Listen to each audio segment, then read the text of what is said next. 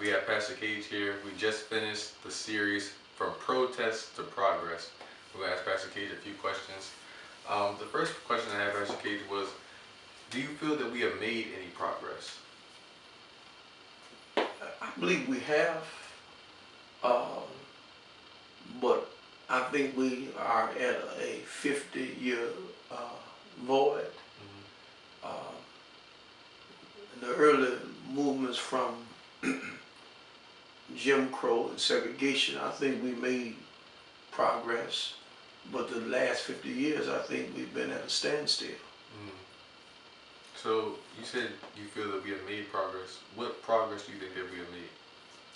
Well, it's mainly superficial progress. Uh, Even when you go back to the whole integration piece, uh, equality and integration with the schools, schools are more segregated today than they were 50 years ago. And even though we've been able to make inroads into the government and corporate America, uh, we're still the last one hired and the first one fired. And even the disparities in our neighborhoods and our communities. Mm-hmm. So we've made some progress, but I don't think any of any significance where our communities are striving and are really thriving. Most of our inner cities have gone through the process of gentrification.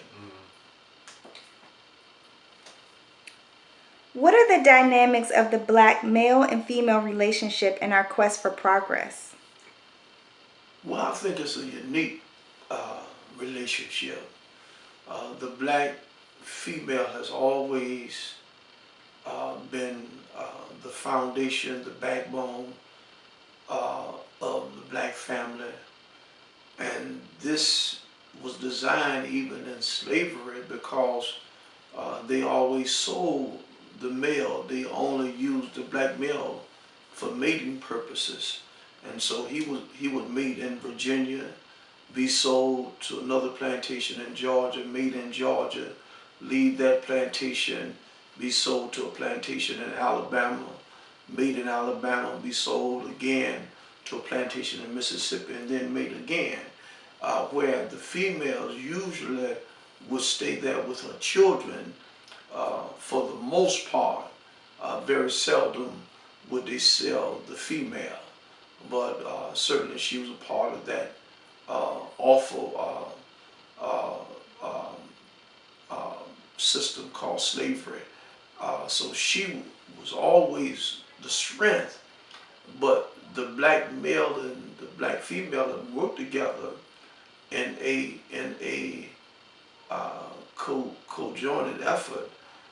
It's only in recent time I think that we've seen some separation, which have brought about aggravation and have caused us to be at odds when really we need to be together if we're going to make it. So, Pastor Case, do you have a message for our daughters and how we can support the movement? And by daughters, I mean mothers, sisters, aunts.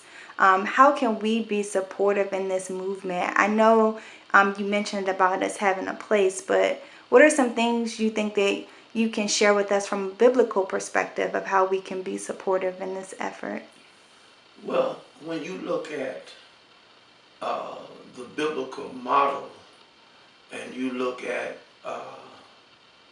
Naomi and Ruth, without Naomi and Ruth, um, there wouldn't be a Boaz in the life of Ruth. And without a Boaz and Ruth, there would be no Obed. And without an Obed, it wouldn't be a Jesse. And without a Jesse, it wouldn't be a David. Without a David, it wouldn't be a Jesus who we call the Christ.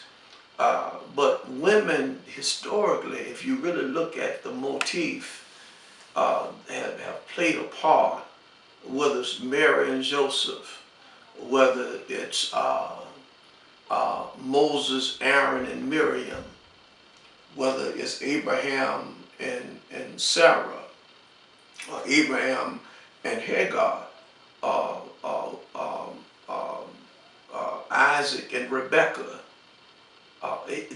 They've always, from the biblical narrative, have played an important role. When I think about, even in the black experience, you know, how can you talk about the civil rights movement without talking about Rosa Parks or Fannie Lou Hamer?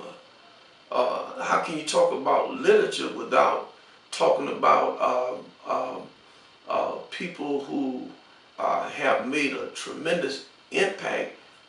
Women like Maya Angelou, and there's so many others who have played an integral part.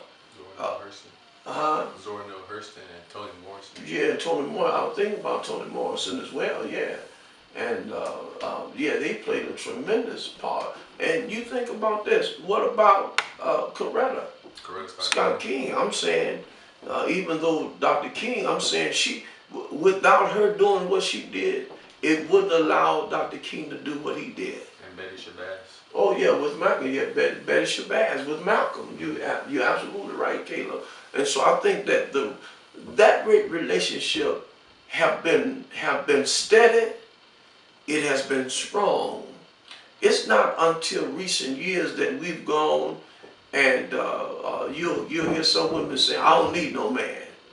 Well, that's not true. Well, we need each other. We are inextricably tied to each other. You know, we're not. John Donne said, "A man is not an island unto himself."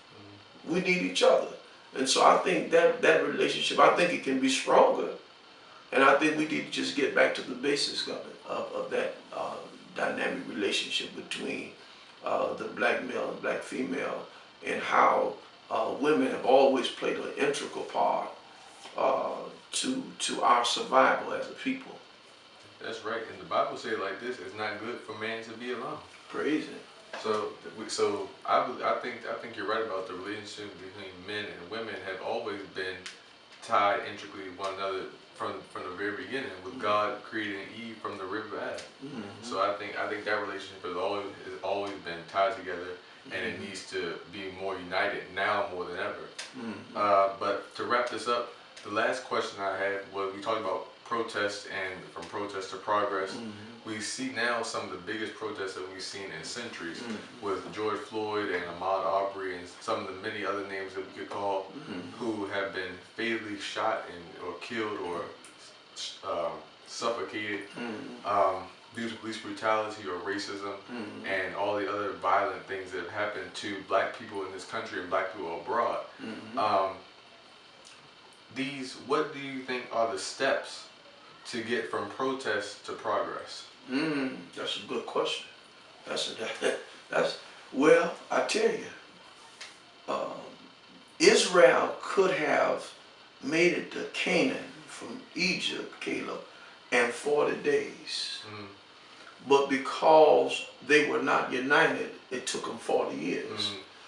Well, I just believe that if we're going to make the next step, I really believe that it starts with unifying, becoming one, to move as a unit, and there can be no mobilization without unification, and you can't mobilize if you don't have any communication. You got to talk to each other, and then we have to come up with a collaborative, which brings us to collaboration, where we move and talk and strategize together. So our next step have to be tied into our strategy, and no longer will we settle for crumbs from the table. And I think you're right about the step one being unification, because you said step two would be communication, and we cannot communicate with each other if we're not speaking the same language.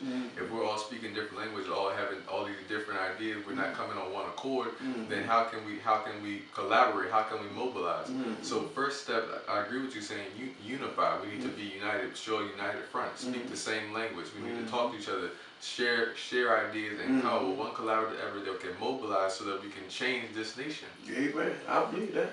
And I believe that when you talk about unifying, we have to go back to the African diaspora. See, it's just not just in North America, but in South America, in the Caribbean, in Brazil, the coast of Africa. If we come together as a people of color in Australia, and if we come together, I believe that we are a force to reckon with. Well, we thank you, Pastor Case, for your time. We thank you for joining us for number 4 of Sermon Notes, and we pray that you would join us for another one next time. Yeah. God bless you. We love you.